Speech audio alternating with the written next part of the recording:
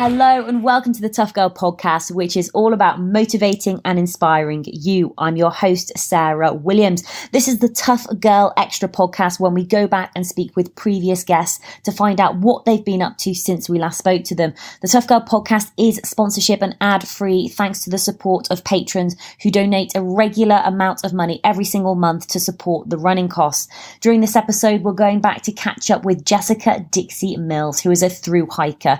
We last spoke with Jessica in September 2016 after she completed her first thru-hike. She hiked the Appalachian Trail, all 2,190 miles. During the previous podcast, we learned more about Jessica's early life, why she decided to hike the trail, the high points, the low points, and what she learned along the way. So if you haven't listened to that episode yet, go back, take a listen, as that will set you up perfectly for this episode.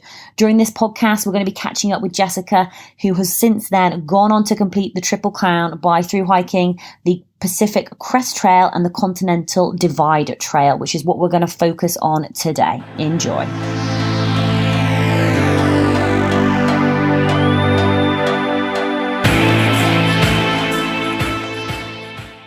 Hi Jessica, hi Dixie, how are you? I'm good. How are you? I am fantastic. What should I call you? What would you prefer? Would you prefer Jessica or Dixie? Honestly, I answer to either. Like they both feel like my normal name now. So really, whatever. If you want to be in trail life and we go by trail names, that's fine. If you want to say Jessica, that's fine too. Totally your call. Totally my call. Oh, I feel as though I'm going to mix it up a little bit. But Jessica, perfect. It was fantastic to get you back on. And I've obviously just mentioned about the Triple Crown of hiking. But before we get into that and find out what you've been up to since we last spoke, do you just want to give a brief overview for somebody who's maybe listening to you for the first time of how you would introduce yourself? Yes. So I am from Alabama in the US and I'm 30, well, I'll be 33 this year. And I was an engineer. So I went to school for biosystems engineering and I worked for a while in a couple of different jobs. And I woke up one day and I was 28 and I was like, I've completed the exact recipe that everyone says you need to do to be successful, and to be happy. And I was like, I'm not happy. So I decided that I needed to make a change, because I was single. I was playing house with my two dogs, as I say.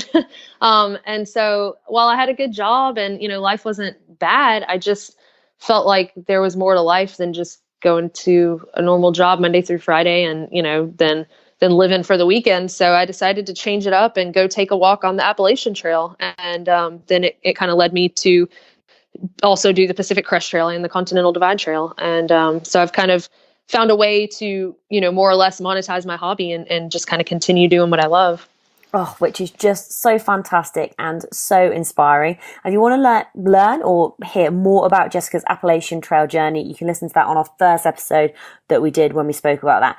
But this episode, we're going to be catching up more with what happened next. So yeah, talk us through, you finished the Appalachian Trail, you had this dream of going for the Triple Crown. What was the journey for you? What was the progression? Did you end up going back to work? Were you able to almost go straight on to go after the Pacific Coast Trail next?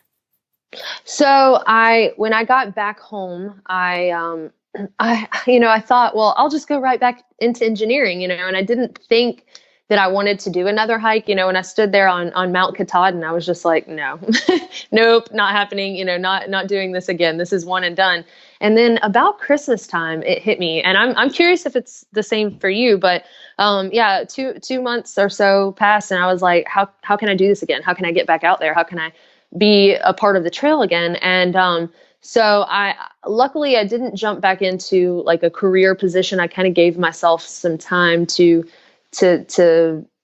really kind of think about things, and as if, a 6-month walk wasn't long enough. But so I started working some part-time jobs. I was working at an outdoor store in the camping department. I was also substitute teaching. I was also waitressing and bartending. And then I started growing and selling microgreens of all things at like farmers markets and restaurants. But also I was continuing my YouTube channel, which I started when I started the Appalachian Trail.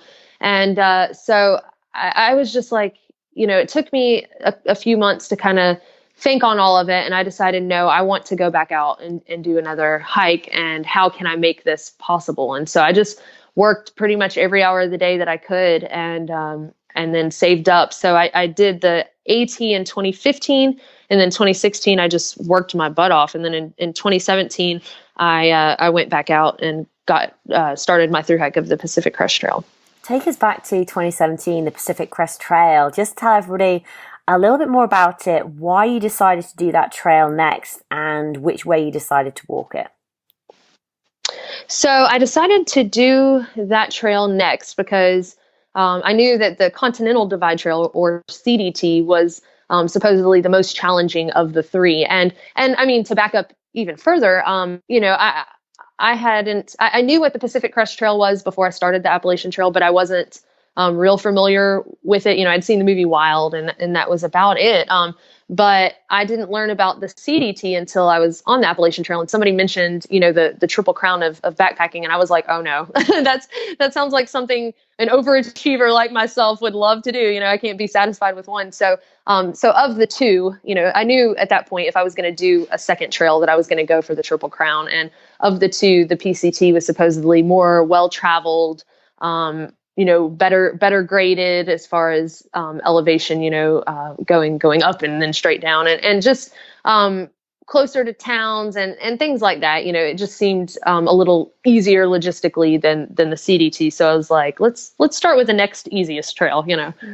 How was your confidence? Because obviously, you have hiked the Appalachian Trail, you've got all of this experience now, but what did you feel like at the beginning of the PCT? It's almost, there's obviously different challenges involved, but you do have this experience behind you.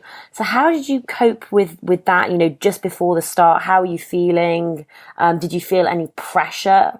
Oh, yes. And I felt like throwing up. Honestly, I was on the Greyhound bus ride to San Diego. I was literally gagging because I thought I was going to throw up. I just felt nauseous. I was so nervous, and it was crazy to me to know, like, I have already done this one time successfully. So why am I freaking out so bad? But yeah, there was the pressure of, how many times can you attempt a thru hike and actually finish it? So, because the percentage of people that finish is what, maybe 20% or so of folks that attempt a thru hike. And so, it was the whole odds game in my mind. And then also, like you said, it's a thru hike, and I was familiar with backpacking at this point, but I wasn't familiar with the desert, and the first 700 miles of the Pacific Crest Trail are desertous. And so that was a whole new challenge, knowing that I would probably encounter more rattlesnakes and, what do I do about my food in the desert, and just all these different questions. And then also knowing that the Sierra Nevada had recently received just a dumping of snow. I mean, like, I'm pretty sure it was the highest in, I don't even remember how many years, but it was like a 200% snow year or something like that, So I wasn't real familiar with traversing the snow, and so it was a whole new bag of challenges. Did you change up your gear much from the Appalachian Trail to the Pacific Crest Trail? Was there any sort of major changes that you did, or anything that you thought, actually I need to fix this or focus on this? Yes. So I definitely wanted to lighten my gear as much as possible because I knew I would be carrying more water in the desert. So on the Appalachian Trail, it's like every 4 miles or so, you're coming across a source, there's just water everywhere for the most part. And then on the Pacific Crest Trail, it was just not like that. And I had to get used to the idea of dry camping, where you're not camping right next to a source, you're somewhere where you might be miles from a water source. And so knowing that I was going to have more water weight to carry, I wanted to lighten my tent and lighten my sleeping bag, and also have a warmer sleeping bag. And so there definitely were some changes. And then also in the Sierra, you have to carry a bear canister for your food instead of a bear bag to hang it, and also an ice axe to self-arrest if you fall down an icy slope, and use micro spikes. And those were all new pieces of gear to me, so it was exciting. Oh my goodness. So take us back to what it was like being out on the trail. Once you started, did it sort of come back to you quite naturally, the hiking and the routine of, getting up every day, walking the miles, eating, sleeping? Or was there any element of, whoa, this is a bit of a shock to the system? I mean, had you been hiking in between? I hadn't. I was working so much that I've been on 3 backpacking trips now, and they are the AT, the PCT, and the CDT. So, I didn't really hike a whole lot before. I, you know, I listened to my body on the Appalachian Trail, and I stopped my first day. I did like 8 miles, but on the PCT, for some reason, I had heard like everyone does 20s their first day on the PCT. And I was like, okay, so that means I have to, even though I knew better than that, you have to do things at your own pace. And so I started out and I did 15, and I thought I was going to die, and I did like close to 15 the next 2 days. And I ended up having to lay up and take 2 zeros, two days off for my knees to go down. They were just swollen, just really very swollen up. So it was a little different, it was, I went in with a different mindset, and I feel like hurt myself a little bit on that, but it did take some getting used to. Being in a tent again did feel pretty normal though. And just the routine in general of like how to cook backpacking food and stuff like that was all normal. So that part was comforting, at least. Mentally, what was going through your head during the first sort of 700 miles walking through the desert section? Yeah, honestly, I was thinking like nothing should live here. Like nothing should be alive here. It was interesting, but I do have to say that the desert on the Pacific Crest Trail isn't the cliche desert that I imagine in my mind, when you're watching cartoons like, the Wile E. Coyote and the Roadrunner, it just wasn't, now the CDT desert was more like that, but yeah, the PCT, there actually were some trees, you have some shrubbery and some shade occasionally, but still it was very different. And I thought about rattlesnakes all the time. I was convinced like I'm going to get bit by a rattlesnake and, that'll be the end of it. But luckily I saw 10 of them, but none of them bit me. So that's good. Yeah, fantastic. So you were actually you do film your hikes and share them on your incredible YouTube channel, which is totally worth checking out, Homemade Wanderlust. Did you do anything different this time with regards to filming, or how you were going to document your journey? Was there going to be more structure? Sort of how had you learned from the Appalachian Trail to pay it forward on the PCT? Yeah, so I did do things a little differently because when I started the Appalachian Trail, I really thought that maybe my friends and family would watch. I didn't really think that other people would really care about it that much, and I was wrong. I mean, people were actually very interested in watching it. So I tried to make sure that I captured more things that could be useful for people if they were to backpack, but also I wanted to capture more of nature, kind of like more of the things that I saw and experienced, and tried to do it in a way that, if I was tired that day, you know what I mean? They could feel like, this is why I'm tired. Or if it was a miserable day, this is why it's miserable, kind of, rather than just tell folks, this is how I feel, I'll kind of show it, and just, I wanted people to feel as much as possible like they were there, like they could, experience it too. And so that was kind of the goal when I started the PCT, as far as what I would share. And I also had somebody, I had a different editor, so I had a fella that had more experience editing, and so I was really glad that he started helping me. Oh, fantastic. So take us back to the Pacific Crest Trail, and obviously, it's 2,600 odd miles. Tell us about a highlight or a moment that stands out for you. Well, and it's funny because I always say the bad days make the best stories. But there was, I guess, one of my most memorable moments, was I was in the Sierra Nevada, and there was one other guy, and he decided that there was just too much snow and he was going to turn around and go back. And I remember standing there watching him turn around and go back up and over the pass, and thinking, I'm completely alone in the Sierra. And that's the one thing that I did not want for this hike, is to be alone in this stretch. And because, the problem isn't how much snow there is. I mean, in a way that is an issue, but the snow melts. So, where there would be little trickles of water, suddenly there are these raging rivers. And so my scariest moment was I decided to cross one of these rivers.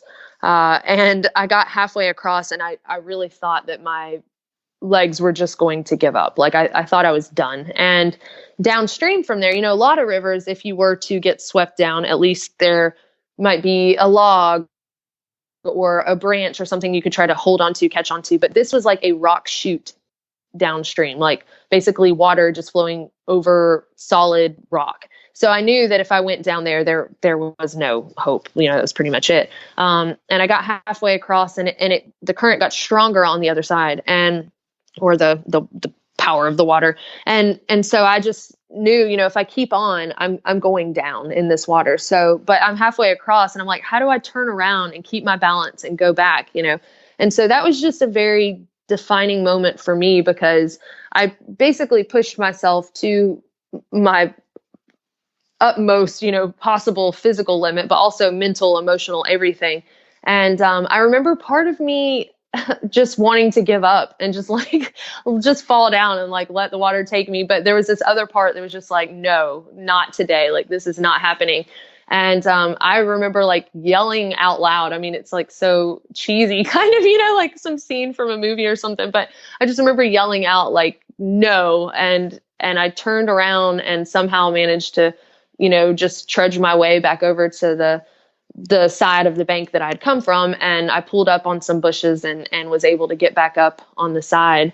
And I just laid there and cried for a little while and was like, okay, if I'm going to do this thing, if I'm going to be in this dangerous section of trail, like I have to do it smart. And it was the end of the day. My legs were tired. I knew I should have never tried to cross that river. I should have camped before it.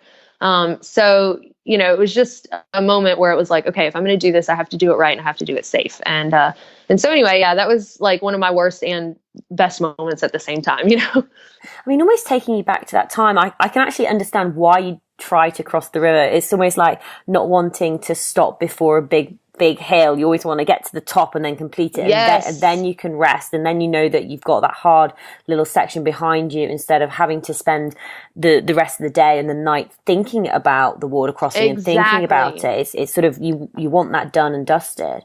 So almost going back to that point and handling that fear and that worry, and handling the night as well. How did you keep on going forward? How did you become smarter at doing those water crossings? Well, I really lucked out that night, because I thought, I'm just going to be here alone, like you said, and just really like marinate in this thought all night of how I have to cross this thing in the morning and try again, But it was about 30 minutes after I'd set up my tent and decided I was going to camp there that 4 guys showed up, and I hiked with those guys for the rest of the Sierra, and we were just like, we were teammates. They were like brothers to me. And so, it was like that worst day turned into the best day. And so the next morning we all, went across together, and we would all help each other out. And I think having them to encourage me and me to encourage them, and, just knowing that we were all kind of looking out for each other. I mean, it's not like any of us physically pulled each other, across these crossings or across the snowfields or anything like that. But it's just having that camaraderie really helps, your mental state so much. And so I think having them, there was a crossing later on that I actually physically, they had to help me get through. So, I would like to say like, oh, I did it myself. I was really so fortunate to find them. And two girls ended up dying in the Sierra in 2017 crossing rivers. So I feel very fortunate that I ran across, those guys, and that we worked really as a team together. And I don't know if I was sometimes like the voice of reason, because especially I feel like when you get this group of guys together, they all like fire each other up, and whatever. And so there was one spot where they kept saying, I think we have to cross this river. And I was like, I'm sure that we don't. I heard that if we just stay to the right, we don't have to cross it. And they were like, we can do it. And I'm like, well, have fun. I'm not going, I'm going to make sure that I have to cross it before I cross it. And so looking back, I'm really glad we ended up not having to cross it. I was correct in that. And they were like, wow, we're really glad that you said that, because otherwise we would have had to cross it twice, and it was pretty dangerous and whatever. So we really did work as a well-rounded team together. Yeah. I mean, I think it can be very sobering actually when you hear about the loss of life on a trail. It's just something that you don't ever expect to come across. And I agree, it must be so nice just having people there, because I think it's easy to get lost in your own thoughts, and sometimes you can go down this like negative spiral, and it can be very difficult to pull yourself out. But actually having other people there, encouraging you, yes, you can do this, yes, we can do this, let's figure this out, let's work the problem, let's work the solution. But equally, being there, being a voice of reason, and actually just hold on. Do we need to cross this river or not? Yes. What was navigation like for you out there? Was that more challenging? Were you following the blazes as similar to the Appalachian Trail, or is it a different type of navigation? Yes. So they have little trail markers, or as they call them, confidence markers, just a little PCT emblem, they'll have it on trees. But in the Sierra with all of that snow that we had, when you were out in an open area, it was real easy to see where other people's footprints had gone. But sometimes when you would get in these denser forests with mounds of snow, it was kind of difficult. It was easy to lose the trail. And so I used the Gut Hook app, and I know that some people use that on the Appalachian Trail. I never had it out there, but it was priceless on the Pacific Crest Trail. It really did help a lot. And I mean, it is pretty much a highway like the AT. It's not real easy to get lost or anything like that. But just because of the amount of snow, it did make it a little trickier. So I had originally printed out some paper maps, but after the first section, I was just like, I don't need these, And it is a good idea to have two forms of navigation, but I really just used Gut Hook, and that was just good enough. Yeah. Did you ever, I mean, I know you obviously, you love hiking, and it's incredible being out in the fresh air, but it is a long time being out on the trail. Did you ever need to take a break from it, or was it just a relief being back out there again after, the year that you spent working multiple jobs in order to raise the funds to pay for it? I would say both. So, it was really nice to be back, and I really appreciated it, after having that long of a break. But I did end up taking quite a few days off, because it seems like every time I do a thru hike, one of my siblings graduates high school. They've all graduated now though. But so for each of the hikes I've done, I've had to go back home for a graduation. But I really enjoy that. My family is very special to me, and I'm really close to them. And in a way, it seems like my younger siblings are like the children, I haven't had because they are so much younger. But so it was nice getting home and having that break, and kind of, reviving my spirits and then getting back out there, especially seeing my dogs. My dogs are like my kids. So being away from them for that long, it kills my soul, but, so I do enjoy days off though. I do enjoy 0 days. I enjoy resting, the legs and the feet and all that. But it always feels a little stressful at the same time to take too much time off, because I'm like, there's this goal that has to be completed by a certain time, and I have to go, and so, so making progress on the trail really does feel good too. Take us back to the ending of the Pacific Crest Trail, or coming up to the end of your second big thru hike. What was that like for you, knowing that actually you only had a couple more days to go, a few more miles until you completed it? Oh, it felt pretty surreal, because, when you start a journey that long, it feels like it'll never end. Not that you necessarily want it to end. It's not like I started with like, oh, I can't wait to be done, in my mind. But it just always seems like a lot to bite off. You know what I mean? It's a big thing. And, but it just kind of feels like, well, this is my life now, and it'll always be this way, and I'll always be hiking this trail. So when you finally get to the end, it's always like, well, what now? How is it going to feel to not have to wake up and hike anymore? And how am I going to channel all of my energy now? And just to know that the end is so close, is a crazy feeling. It's just surreal. I mean, massive congratulations. It's another huge achievement. And it also, incredible to watch your journey as well on YouTube. Continue telling us what happened next, because I know one of the ways that you fund your hikes, and that one of the reasons you were able to go from hiking the PCT onto the Continental Divide Trail was because of your incredible patrons. You've got I think, well, you've got over 900 patrons now, which is amazing. Do you just want to share more about Patreon, about your patrons, and about how that's helped to change your life? Yes, absolutely. So, for those who aren't familiar with Patreon, it is a platform where creators, whether you're doing podcasting or music or videos or, all sorts of things, writing, where you can have people that want to support what you're doing. And so you can set it up in different ways. The way that my patrons pledge is monthly. It just seemed like that was the best, way to work it for me. And so there are different tiers. So depending on, how much you're supporting per month, there are like different rewards, if you will. But one of the things that I do with all of my patrons, regardless if, they pledge $1 or more, is live Q&As. So while I'm on the trail, when I get to towns and stuff like that, I chat with them, and, they have more like real time where I'm at and what's going on, because the videos are delayed when I'm out on trail by a couple of weeks, so that, in case something happens and I have to take a little bit of time off, there will still be a video a week. But yeah, the patrons that I have are incredible. They really feel like a family to me. And I tell them that all the time. I actually did a Q&A yesterday, and we just I don't know, we just chat and we just have so much fun. But they can ask questions, regarding gear and whatever. So, but yeah, it's crazy. And it's an incredible feeling to know that so many people believe in you and what you're doing and want to see you succeed, and want the channel to keep going. And if it wasn't for Patreon, I probably, wouldn't have been able to do the Triple Crown by now. So financially.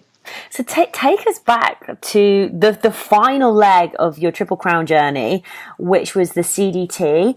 Did you, after you'd finished the Pacific Crest Trail, did you know that you would be doing this the following year? Were you ready to do it the following year? Were you wanting to do it the next year? I was. I really was wanting to get out there. I think that in my mind, I was more like, I didn't want something to happen to where I couldn't finish. You know what I mean? At this point, it's like a to-do list now. Like I've done one, I've done the second one, and now I just needed to complete the third one. And the thought of like waiting a year in between, I just didn't want to do that. So, cause you just never know what can happen in life, So, anyway, I had planned to go ahead and get out there. I do think that when I got out there, it was more like, wow, I'm already back. And not like I was disappointed, but almost like, man, I didn't have long enough to rest. You know what I mean?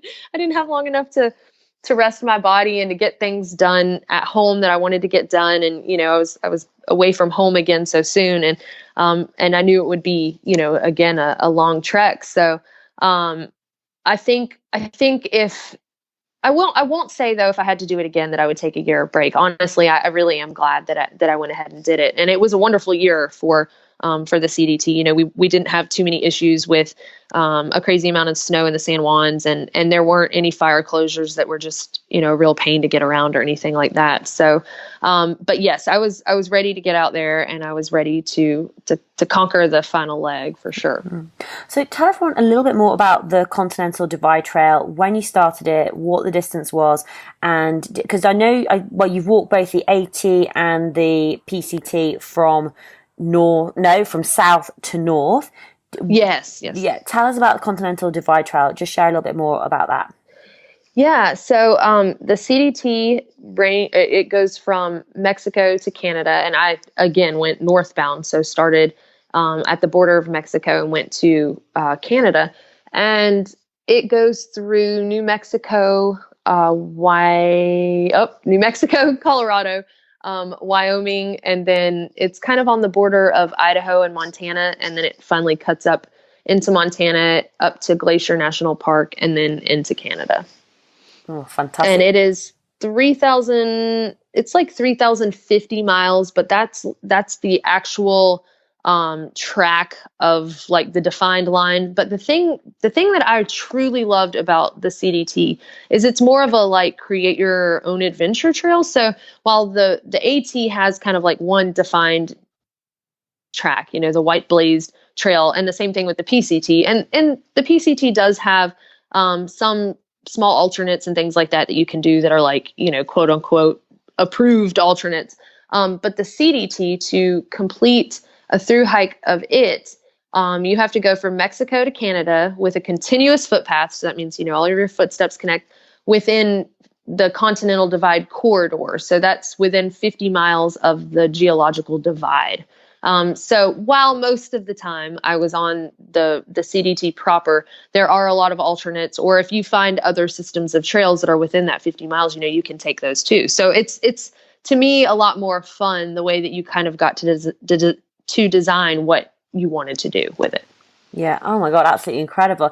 Now it is almost again like a whole different kettle of fish in terms of, yes. of being different from the other trails. And you said earlier at the start that it was going to be the most challenging or the more challenging of the hikes. And they are all challenging, obviously.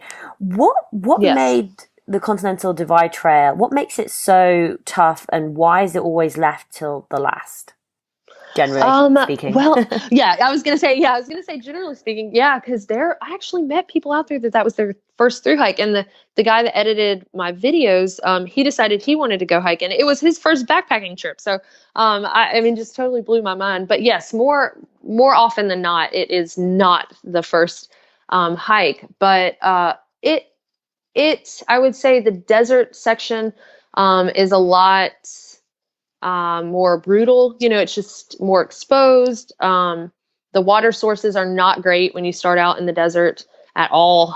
Sometimes you're drinking out of cow ponds that you can see, like a cow is currently using the bathroom in it, and you're about to scoop it up and drink it through your filter, And so those were some tough times. But also you have the San Juan mountain range, which can be rough depending on the amount of snow. Luckily, we didn't have too much this year. I did have to detour it because of a fire closure part of the San Juans. So that was a little disappointing, but it wasn't too bad to get around and everything. But also, through Colorado and Wyoming and a lot of Montana, it's just so exposed. I mean, most of the trails. So you're more prone to, wind, lightning, sun exposure. If it's raining, you're getting pelted with rain and hail. So it's kind of got some of the, I would say, more bad weather than the PCT. So it's more like the AT in some of that, but while it's not as much rain as the Appalachian Trail. But also you have the terrain that's not as well graded maybe as the PCT. So it's got like a combination of some things on the PCT and the AT, but and then also navigation is a little more difficult. It's not as well of a traveled trail, so you don't have as much foot traffic.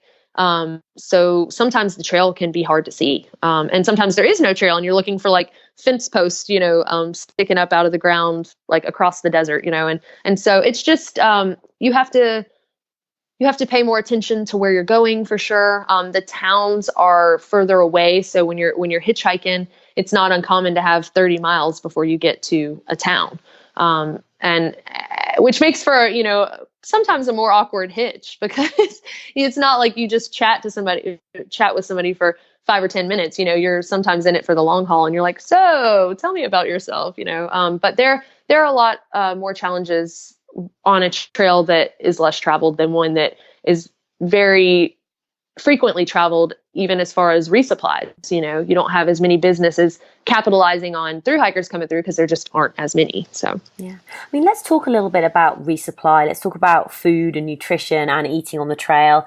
I mean, this is something that I massively struggle with on the Appalachian Trail, because I was just eating such utter rubbish. It was really, really horrendous diet that I was going through. Yes. But tell everyone more about what you're eating while out on maybe the while out on the CDT. Are you stoveless? Do you have a stove? Do you have certain go-to foods, certain go-to meals that you like to eat while you're out there? Yes. So on the I kind of honed in and figured out what worked best for me after, the other two trails. But I do prefer to cook. So I have gone sections where I don't cook, and I'm miserable when I do that. I definitely like having a hot meal at the end of the day. And I definitely like having warm coffee in the morning. And you really have to determine, what works for you and what makes you happier. Some people want to just get up and not take any time to fix breakfast in the morning, and that's fine, and that's where the saying "hike your own hike" comes in, which is used a lot out on the trail. But I'll tell you, I think the freeze-dried backpacking meals are just the best thing. And now they aren't the best thing on the wallet because they're definitely expensive. But if I had my way, I would eat like a nice freeze-dried backpacking meal every night, but that's not always realistic. So a lot of times I'll do like mashed potatoes, but I like to take a cheese stick and melt in the mashed potatoes. That makes them pretty good. I'll do some of the pasta sides, the Nora pasta sides, tuna. I like bacon jerky a lot, but honestly, when you're backpacking and like you were talking about, you're just eating trash, eating donuts, Snickers, whatever. I was really obsessed with kettle cooked salt and vinegar chips. That was my thing on the CDT. But it's kind of like, when you're 5 years old and you have this dream of like, I just want to eat ice cream all the time and Skittles and, donuts and I just want that to be my life. Well, you kind of can do that out there, it's kind of crazy how your body just needs some calories. And there are certainly ways to do it and be a little more healthy. You're still, I haven't found the self-control to be super healthy out there, but I do try to make sure that I'm still, getting some things, especially when I'm in town. I found myself, rather than wanting pizza, I wanted like salads and like steak, but yeah, food is a big thing to hikers. I mean, you could talk for hours about food. It's good. I was going to say it's almost like the best thing in the world that you can eat anything, but also the worst thing in the world that you can eat anything. It's definitely challenging. What was most challenging about the CDT, or what was the biggest lesson that you learned out there? One of the biggest challenges of, I'm thinking, I'm like, I had some physical ones, but I also had some with the weather. So I would say physically, if you have an ingrown toenail, get that taken care of. I did learn that lesson. I ended up with 2 infected ingrown toenails in Montana, and I had to get them cut out while I was in one of the towns. So that was interesting. But I honestly, if we're talking about like lessons that actually really matter, it was very, very interesting because after the AT, people were like, you shouldn't summit Katahdin in the ice and snow, and I did anyway, and then on the PCT they were like, you shouldn't be out there hiking in the snow falling as you're going into Canada, and I did, so I took those risks because there really was no other way to finish a thru-hike, for me, because that was the path to finish this hike. But on the CDT, I learned to be humbled a little bit more by it, I guess, because I had this decision at the end to hike the actual trail to the northern terminus that most people want to finish at, which is at Waterton Park. There is also a Chief Mountain alternate, but that terminus was closed also, and I was told I would receive like a $6,000 fine if I went there or something like that. So my only other option was to road walk to the Canadian border and finish. And like I said, any of those 3 is a completely legal and, a legal way to finish in the world of what is considered a thru hike on this trail. But I really, really wanted to finish at Waterton Park. And so I trucked on out of town in East Glacier, one of the little resupply points. And I knew that we were about to get dumped on with snow. I knew that, it was going to be a lot and it would be pretty dangerous, but we went ahead anyway, just to see, because we knew there was a bailout point down the line. And so we went ahead, we went through it. And sure enough, we were at times in waist deep snow. And so I decided, do I get out there and do I encourage my friends that I'm finishing this trail with, like, no, we need to get out there and finish the way that we wanted to? Or do I take the safer route and still achieve the same goal? It's just not the way that I wanted to, So I learned the lesson of kind of letting that pride go and going, okay, is it going to change the end result? No. Is it going to benefit my family to lose me in the snow or to put my friends in danger too, getting out there. And so just, I wasn't thrilled with the way that it all ended, but I think that it was a good lesson to learn. It really was. And I'm proud of myself still choosing that option. So even though at the time it was really hard it almost felt like defeat, but even though it wasn't, it's just when things don't go exactly like you wanted to, it can be a little, sad. Yeah. How did you get past that? Because actually not only the end of the Continental Divide Trail, but it's the end of your Triple Crown. This is something that you've dreamed about, that you've thought about, that you've worked towards for years. I think it was like 2015 or whatever when you started the Appalachian Trail. So what was it like actually completing the Triple Crown? It was a very surreal feeling. And as we were approaching the terminus and as we were approaching Canada, I actually started crying. I was like, I can't believe that this is over, and it's this goal that I've been working on for 3 years, and it's something that I've poured my heart and soul into, and just thinking back of all the friends that I've made and the people that I've encountered, and like locals in the different towns, and the amazing beauty that I've experienced, and the lessons that I've learned and taken with me from the trail to, normal life. And then just to have all of that more or less come to an end in this one little moment. It's just, I don't know. I don't know that it can be described, it's just, it was incredible though. And, to finally put my hand on that marker and be like, wow, it's done. I mean, it was bittersweet for sure. Absolutely. What happened next for you? Was it a case of, did you head home? Did you have any future plans? Were you taking a break, a rest, or was it video and editing and, doing stuff for your patrons? Yeah. Well, I definitely did do stuff with them. So I keep in touch with them pretty regularly. I'm all the time posting in there, doing the live Q&As with them. So yeah, I definitely chatted with them, and it's like having a family that, cares about what I'm doing just as much as I do, because I feel like sometimes my family's like, yeah, you've told us all about this. Like, we're sick of talking about that, but they always like to listen. So yeah, I definitely caught up with them, but I also took a road trip back through Colorado. I lived in Colorado for a while before I started the Appalachian Trail. So I went there and visited with some friends that I had met while I lived there. And it was really kind of neat to do that. It helped things kind of come full circle, because that's where I was living before I moved back home to Alabama to hike the Appalachian Trail. And then to kind of, in the journey, visiting friends there was pretty great. So then I just kind of slowly road tripped home.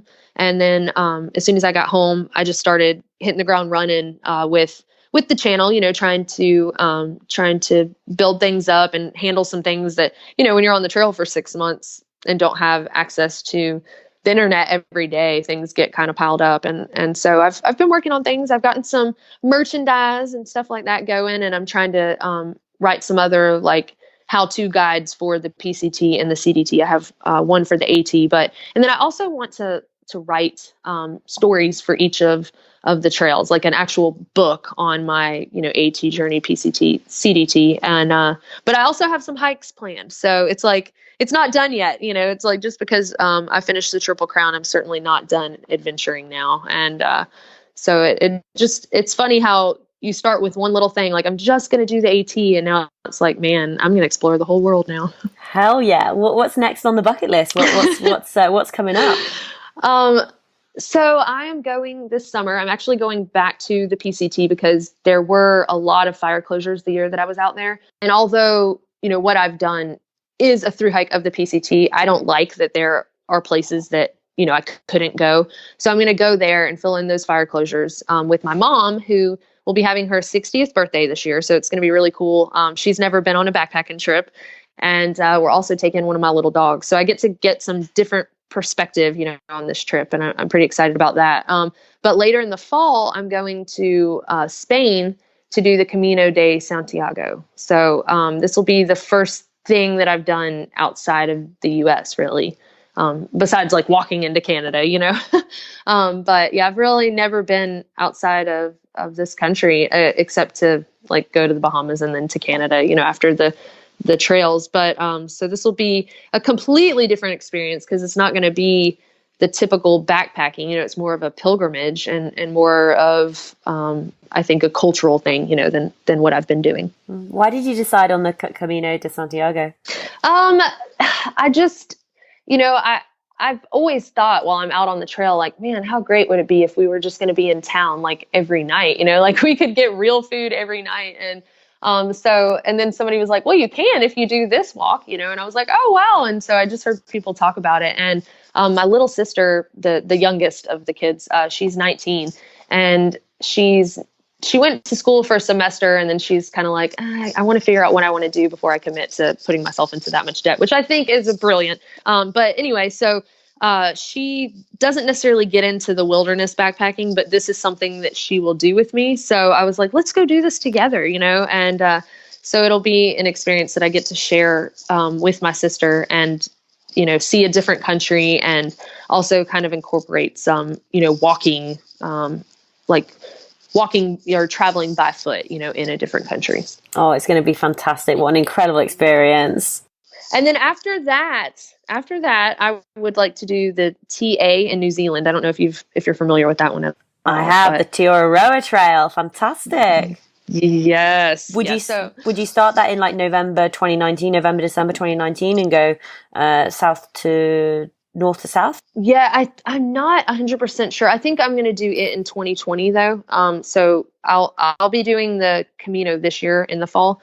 So I'll probably do the TA. Yes, starting in the fall though, in like November or something like that. Mm-hmm. Oh, this is just so exciting, and I can't wait. And I know that everybody can't wait to be able to follow along with these incredible hikes that you're doing and how you share them and the advice and tips that you provide. Your YouTube channel is just an incredible resource for other hikers, just to, whether it's food, bodily functions, how to backpack, how yes. to, what equipment to use. There's a ton of stuff out there.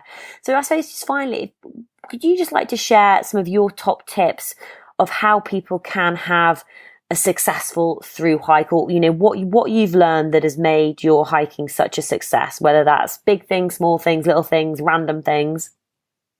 Yeah, for sure. I would say don't get too caught up in the details of planning. And I know that sounds crazy. It's like, you're about to go out for a 6-month hike, and how do you not plan to the T? But I think that a lot of people get freaked out before they ever even get out there. They start looking at the information and they're just like, oh, it's overload, and there are 1,000 different opinions on everything. But I think the best thing is just kind of take it slow, take a deep breath, and don't overplan it, in the way of, don't plan exactly every meal for 6 months. Don't necessarily plan exactly where you aim to sleep, every day for 6 months. Unless, well, like, for example, like you did, if you were going to aim to be done in a certain period of time, then that might come more into play. But also, I would say don't get, like, I learned not to get angry at things that I cannot change. So, which transfers into normal life. And that's what I was saying. A lot of the lessons from the trail transfer back to life. And so, there are going to be days that are bad. There are going to be days that are rainy. It's not like a fun little camping trip. It's pretty tough. And so it's not always going to be sunshine and butterflies. Some days are going to be bad, and you just have to embrace that and realize that you grow from those moments. Those are things that help us grow and to become tougher and to appreciate more. In normal life, you appreciate having a roof over your head after you get rained on. For so many days. And I would say, just believe in yourself. I think that there are so many people who, when they see somebody that has a goal or wants to do something, they just try to tear them down or discourage them. And it might not even be that they don't want the person to succeed. It might be your family that's worried about you. But I think it's important to realize that you are the only one that gets to decide what makes you happy. And whether that's backpacking or whether that's running or starting a new business or, whatever your thing is, you get to decide what that is. And you get to decide if you actually live your life in the way that you want to. And I think that's really important. And I think if more people did that, we would have a lot happier people in the world, and things would just probably run a lot better. Absolutely. Very wise words. And Jessica, where is the best place for people to come and find more information about you, to follow along with your journey, to watch all the videos? Where should people go? The best place I would say is to YouTube, and then just type in Homemade Wanderlust. That's WANDERLUST. I also have a website that kind of is to an extent like Grand Central Station for all that. It's same thing, homeadewanderlust.com. And then I'm on all the social media platforms pretty much in the same way. So if you just search that, you should find me. Yep, and I love your Twitter following, which is just a girl living her dream of completing the Triple Crown of hiking. Jessica Dixie Mills, thank you so much for coming back on the Tough Girl podcast to share more about your incredible achievement. There was so much incredible information in there, top tips for other hikers to get out there and to follow their own dreams, whatever they may be. But best of luck with all of your future adventures and challenges. I cannot wait to follow along. Thank you so much. I really appreciate you having me back.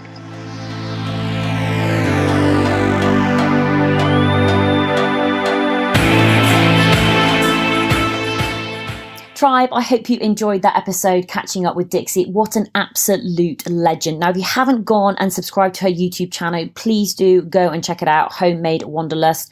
It is an incredible resource, like I mentioned. I'll be putting all of the links to Dixie's website, blog, social media, etc. in the show notes, and that can be found at toughgirlchallenges.com. If you are new to the podcast, you may not know that I've actually also hiked the Appalachian Trail. I hiked the Appalachian Trail back in 2017. I thru-hiked in 100 days and also did a daily vlog about it, which you can watch on my YouTube channel. There's also a couple of short films on there as well. Also, just want to highlight a couple of podcast episodes which I think will be really interesting to you if you're interested in hiking and walking, specifically over in America doing trails like the PCT. So I've spoken with Alex Mason, who back in 2015 hiked the PCT for the first time. She then quit her job the second time and hiked it the other way. So she's gone from north to south and south to north. She then went on to hike the thru-hike trail, which Dixie was talking about. So it's well worth listening to Alex. Lots of top tips, lots of advice. I've also spoken with Kat Davis, who has also hiked the PCT. She's got an incredible blog called Following the Arrow. She's done a huge amount of walks all throughout the world, a lot in America, a lot in Europe, and also over in Japan. Again, great practical advice, lots of information there. If you're looking to walk, if you're from the UK and you're looking for something closer to home, take a listen to Zoe Langley-Wathen, who talks about walking the Southwest Coastal Path and offers Dyke. Zoe is an incredible storyteller. She's got the most amazing voice to listen to, and it's an incredible story of following your dreams later on in life. So I believe it was Zoe, when Zoe was turning 40, that she decided to head off and hike the Southwest Coastal Path. If you are new to the podcast, you may not know that I've got over 180 episodes of women going out doing incredible challenges, so please do go check it out. All of the information can be found at toughgirlchallenges.com. Download the podcast, subscribe to make sure you don't miss any episodes. New episodes come out on a Tuesday at 7 a.m. UK time. Tough Girl Extra, like an episode like this, they come out on an ad hoc basis when I can squeeze them in. I'd love to do more of them. It's just very, very dependent on the amount of time that I have available. How I'm able to fund the running costs of the podcast, the blog, and the website and do the vlogs is through the support of patrons. Regular individuals who donate a small amount every single month, between $2 and $25 through Patreon. So exactly how Dixie funds her thru hikes is how I fund the running cost for the blog and the website and the podcast. So please do go check it out. Support us if you can. It would make a huge, huge difference. Please do go check out patreon.com/Tough Girl Podcast. Even if you can only afford to sign up for $2 a month or $5 a month, it makes a massive difference. Think about it as buying as a cup of coffee every single month. Have an incredible day wherever you are, whatever you are doing. Get out, get after it, have some fun and enjoy it. The more you put into anything, the more you're going to get out. Take care. I will speak to you soon. Lots of love. Bye.